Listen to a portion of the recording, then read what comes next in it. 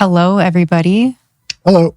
Welcome to the podcast. Welcome to the Real Work Podcast with Episode 1. Maggie Sterling and my co-host Ryan Sterling. Episode 1. Episode 1.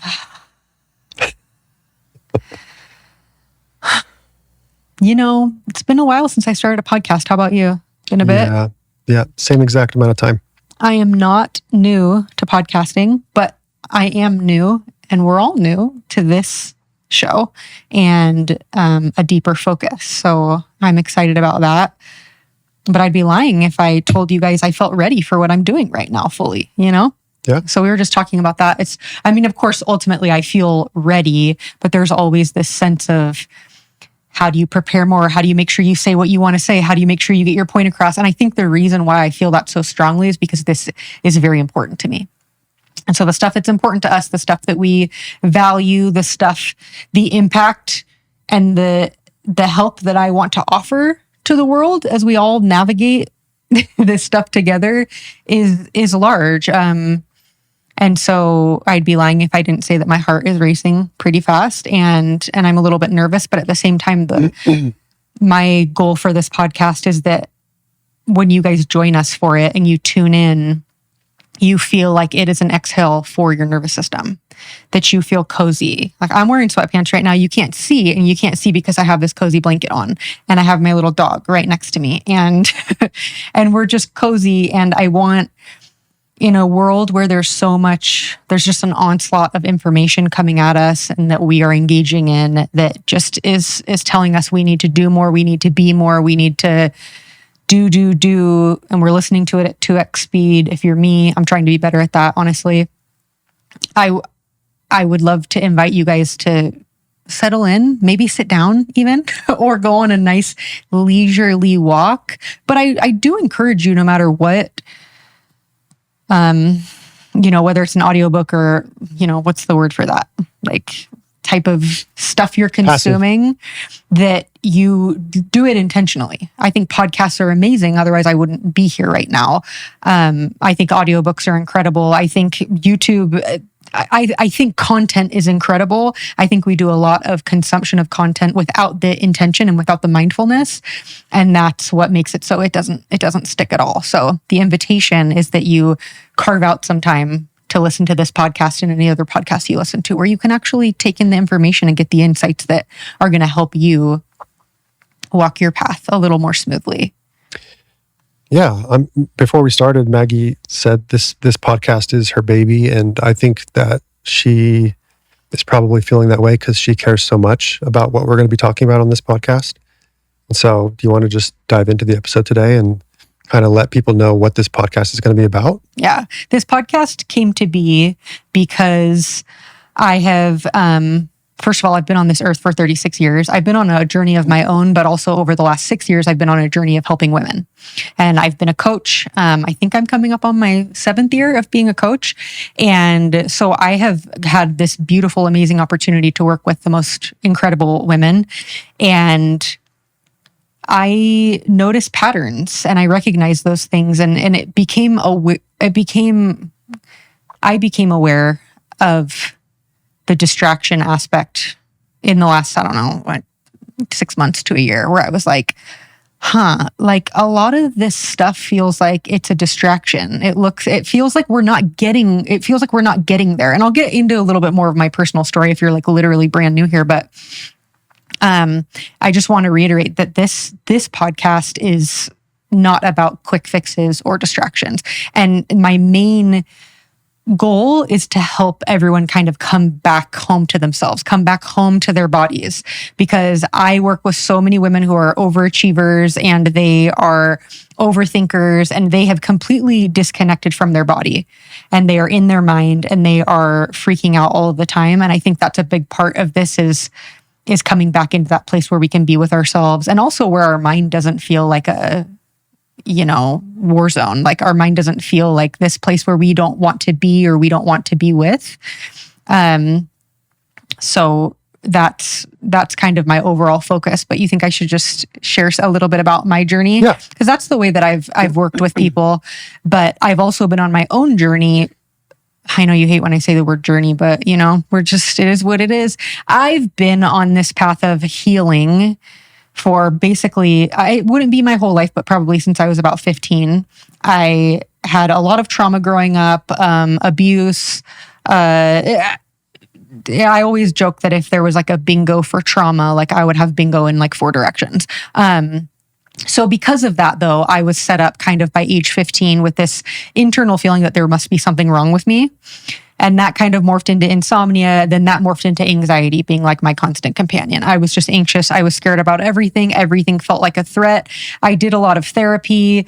I listened to self-help stuff starting from a very, very early age. I constantly wanted to improve myself. But the energy under it was I need to fix, something's broken in me. Something is wrong. And it started to manifest, physically with anxiety symptoms.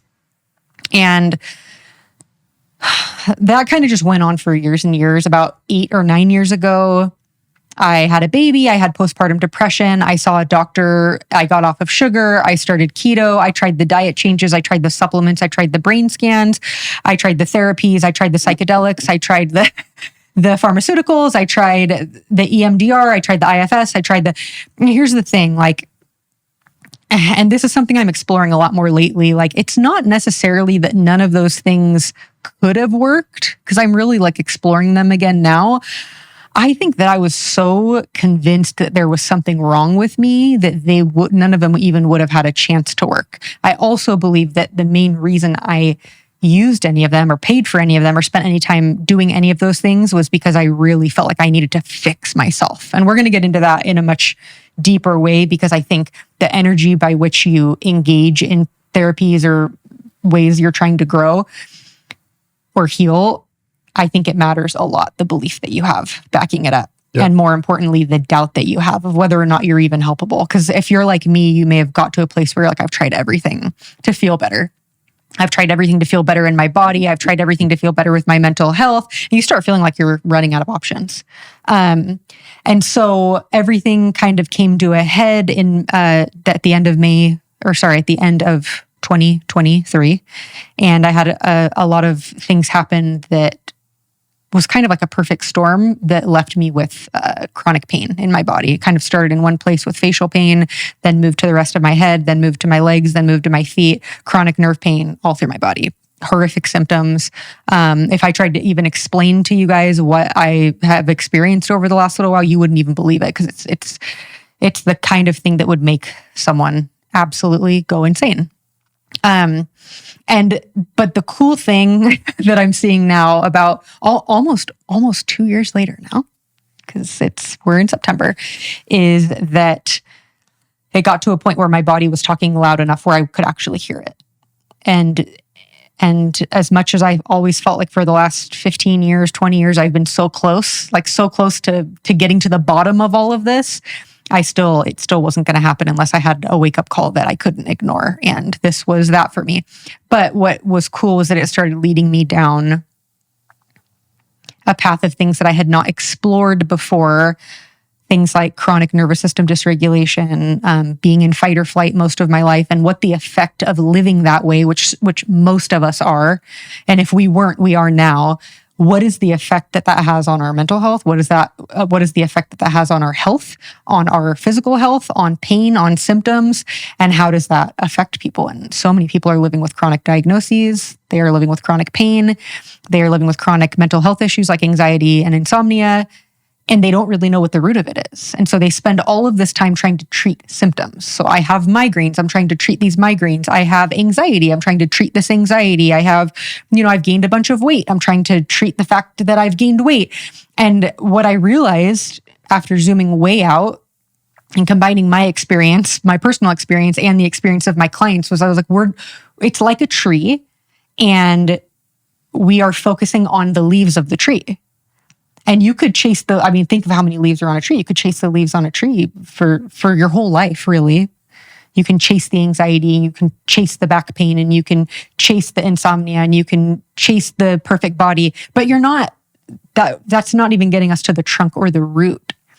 And I don't want to contribute to any more distractions for people. I want to contribute to people doing the real work and the root work that brings them back home into their body, because I believe that the core here is that we've been disconnected from our body because our body became an unsafe place for us to be for whatever reason. Could just be living in this world, but most of the time and a lot of the time it has to do with underlying trauma and underlying stress and underlying anxiety, and this happening chronically for people. I don't think people realize how much stress can affect them physically.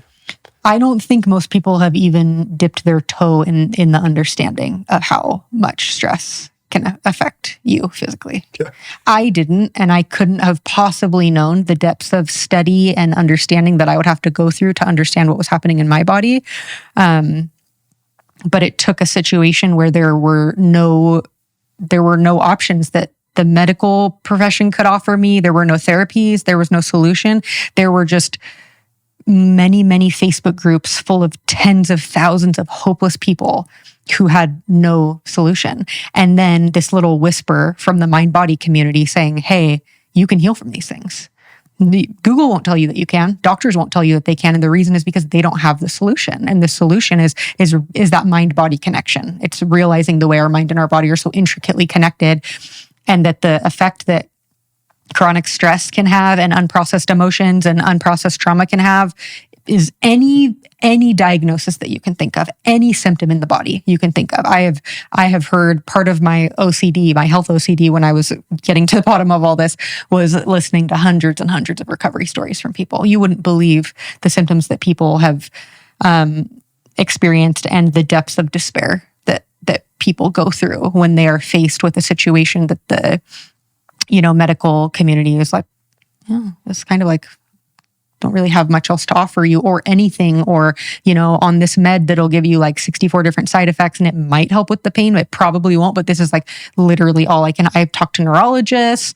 Nope, I've never really seen this get better for people. So like that was for me, the culmination of all of that stress. And please keep in mind, I was someone who was actively trying to do the work. I was someone who was actively, almost to a fault, to where self-improvement and fixing myself has become so much part of my identity. And now I'm trying to figure out how to balance it out where I don't approach this in a way where I'm trying to fix myself, because there's nothing to fix. There is just a state that my body has stayed in too long. No living creature was ever supposed to live in a threat state for an extended period of time. Yeah. We're supposed to have the capacity to have that activated, react, run, fight, flee, whatever, and then retreat back into that rest and digest state. And I really hope to help people before they get to a point where it manifests as chronic pain, chronic illness, autoimmune diseases, and beyond. Because that is the path that this path takes. And like I said, it's not relevant to you until you're living it. And so for me, I couldn't believe that it could get as bad as it did. And then I realized I was trying to intellectualize the work. I was trying to understand the work. I have basically a PhD in understanding how this stuff works. That is not the same as using it. It is not the same as allowing your feelings to be there. It's a lot easier to be like, I understand exactly why I am the way that I am. And those are the women that I work with. You guys get it. I rarely meet a woman with zero awareness. I think we have too much awareness most of the time. Yeah. And we confuse awareness with actually doing the work. The real work is messy. The real work is acceptance of what is. The real work is allowing emotions to be there. The real work is having conversations you don't want to have, creating joy when joy feels dangerous. There are so many beautiful pieces of this puzzle, but each one of them on their own feels terrifying, because it just feels like, this isn't what I'm supposed to be doing. The problem is that it feels so counterintuitive. It just doesn't feel. Yeah. It's not cozy. Who is this podcast for?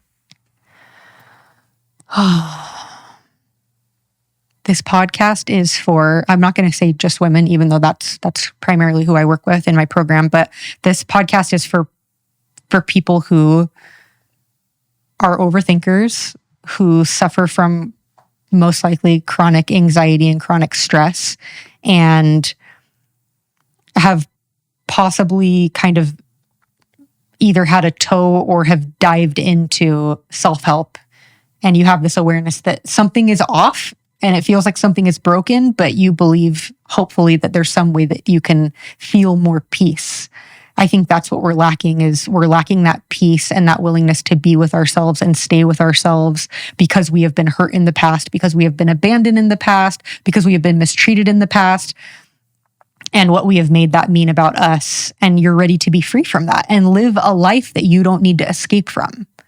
We're all trying to escape from our lives, whether they're beautiful lives or whether they're lives that are filled with quite a bit of struggle right now. Regardless, if you can't be with yourself, you're going to be trying to escape that life. You're trying to escape your life. What do you mean by escape?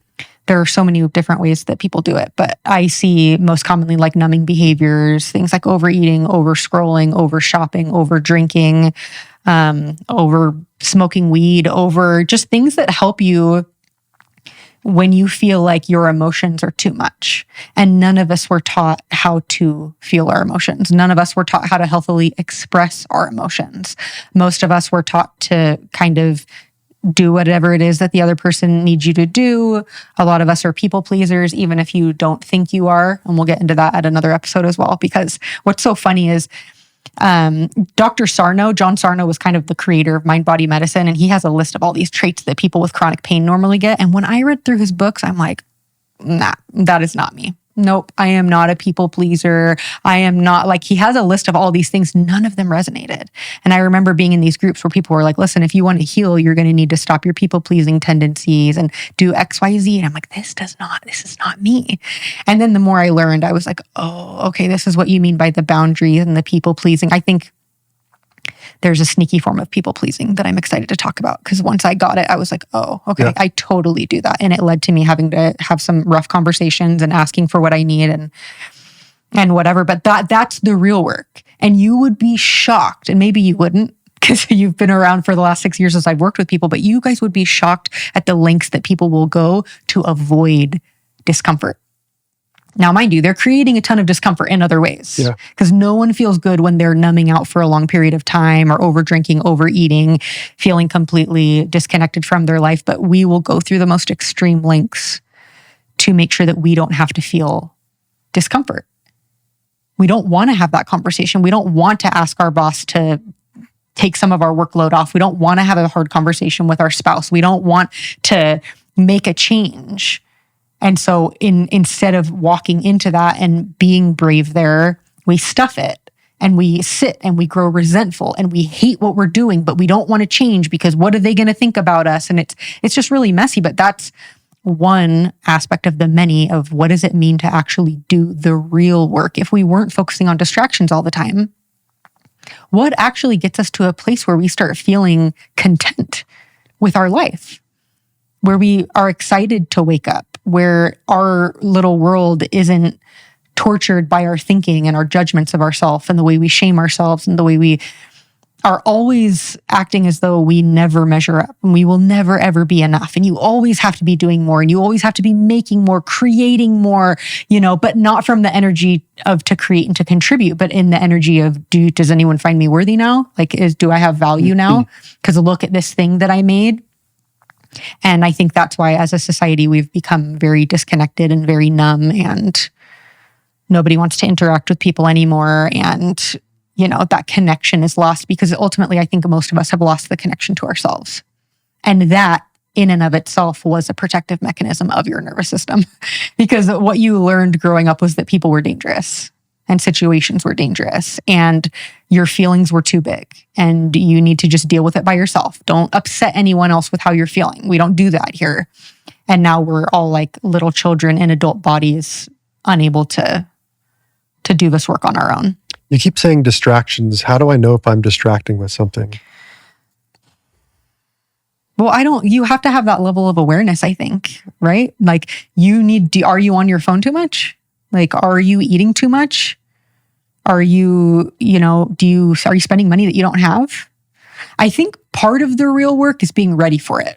And I don't think I can say that everybody is. I don't think this podcast is going to be for everybody. And that's fine with me. I think you have to have some level of awareness that what you're doing is not working. And even some level of, and I've also tried things and those things haven't worked. So what have I not tried here? What other options are out there that have me approaching things differently, seeing things differently, but not from a place of like hustling to heal. Like this is not hustle to heal. That is the polar opposite. Yeah.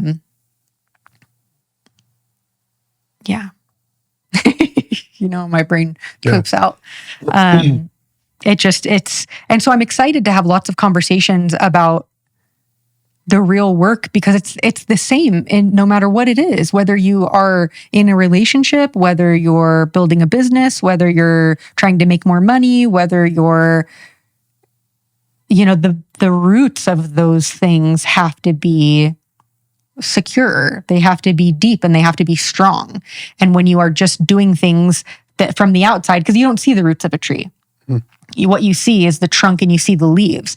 And if you just focus on all the external things and changing the external things and fixing the external things and just like solving for symptoms, your life is always giving you information by the actions that you're taking and the things that you're doing and the things that you value. Now, I want to help push people to dig deeper into why is that of value to you? Is that something you actually want, or is it something that you've been told to want? Or is it something that's standing in the way of you having to do something hard?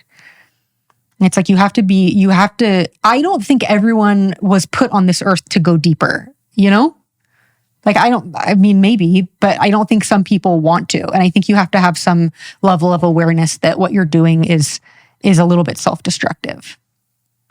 And I've seen those things in my life. I've seen the time I spend on the internet, and food was a big thing for me. And honestly, I struggled with like prescription drug addiction issues. Like I've gone through like my fair share of all the ways that you're doing something to help you get by and to help you get to the next day, but you feel empty inside, completely hollow, and you don't want to be doing those things. And that's the out of control aspect, where it feels like I can't stop this and I don't want to be doing it. I want to change.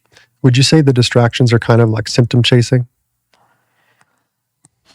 Symptom chasing? Yeah, you're just trying to solve for symptoms. Yeah. And just like emotional numbing, I think. It's the polar opposite of leaning into why. Like if you're, let's say at night you're scrolling because you are feeling really lonely.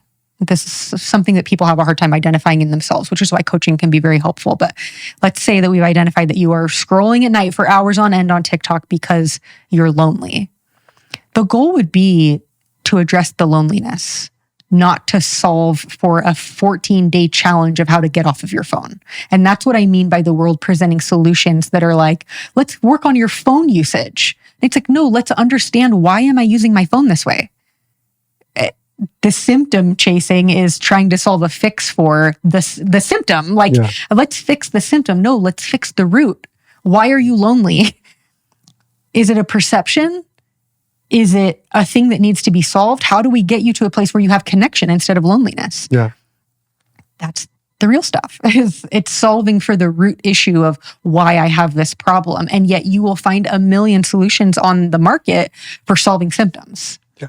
And that includes pharmaceutical drugs for them. Like, I think that it's so interesting that unless I'm not thinking of any, every pharmaceutical drug that I can think of is being used to mask symptoms. Oh, you don't like that you can't sleep? Okay, this is going to help you sleep, but it's kind of like actually off-label for sleep. And it's also going to give you like these side effects. Oh, but you don't like the side effect. We actually have a drug you could take that's going to help you with that side effect. But so there's going to be 3 new side effects. So now you're on 4 medications, have 16 different side effects. And all we were ever trying to do was mask the fact that you were anxious. I love the doctors and other people that are stepping out bravely these days online and just saying like, well, why aren't people getting asked about what's going on in their life that's causing anxiety? Because it almost, like, it's so rarely ever, I'm just anxious. When is the problem ever you're just anxious? That's not the problem. And I understand that everyone wants a solution. They want to feel better and they want to do it as easy as possible and as fast as possible. It is much more challenging to get to the root of the anxiety, ask me how I know, than it is to try and pay for whatever you can that promises ketamine. I did ketamine sessions a couple years ago. I was sure that was going to solve this anxiety because It helps with neuroplasticity. And so in the days following, your brain is more malleable and it can change. I could tell you front and back what it did. It didn't help. I have such a long list of things, but I just think it's so unsurprising how quick we are to jump on things that promise, if you just pay me $500, I will stick this IV in your arm. And like after a 1 hour session, your childhood trauma is gone. Yeah. I see why that's sexy. As someone who has tried every sexy option, shit only started changing when I went with the least sexy option, which was the real work. Yeah. Doing the real work, doing what you have to do. I was shocked that after years of trying to make my discomfort go away, being with my discomfort was the answer. It's like making space for it was the answer. Allowing it to exist without fighting and fixing was the answer. And of course, there's many layers of that and how to put that into practice, because it's terrifying if you've been someone who's trying to fix things you don't like your whole life. That's what we'll be talking about. And that's what we'll be talking about. I'm also excited because as I kind of like got the vision for what I wanted to do here, and this is something I didn't do prior in the podcasting that I've done in the past, which was have conversations with people who are doing the work in different ways, and people who are experts in different things, and people that have healed from incredible things, and people that have gotten to the root of physical issues and mental health issues, not with another drug or another, special one type of therapy, but in doing the work to bring safety back to their nervous system so all their alarms turned off. It is very, very fulfilling work, but man, it's a lot. It's a lot to take on. And there are so many people doing incredible things out there, and I'm excited to collaborate with people and share other people's stories here too, because I've made a lot of progress, especially in the last year. It's been hell, really. But it's also been very beautiful, and I've made a lot of progress. I no longer struggle with chronic anxiety or chronic insomnia. I'm working on the remaining chronic pain, although that is improving as well. And I want to share that because things are getting bad, and I think they're only going to get worse. And I think that the more voices we have talking about this and talking about the root and sharing what works, and everyone contributing what they have to offer on this, is going to help the world at large. Anything else? All I want to say to everybody is just that, you got to get, I don't know, you got to get things moving. And I'm glad that we are doing this. I'm really excited about it. I'm excited about what's in the future. And I'm so excited about the work that I'm going to be doing with clients. And I just want to invite you to, first of all, subscribe to this podcast, whatever it's called. They may call it following the podcast now, depending on where you're listening, on Spotify or Apple or wherever. But we just invite you to join us every week. Podcast episodes are going to come out every Monday. And get cozy.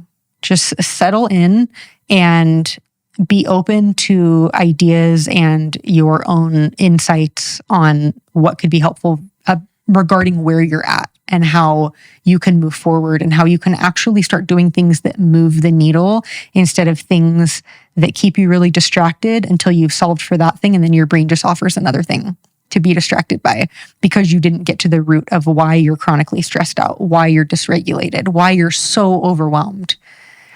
And don't underestimate how much real change you can make by utilizing the things that we will be talking every week on this podcast about.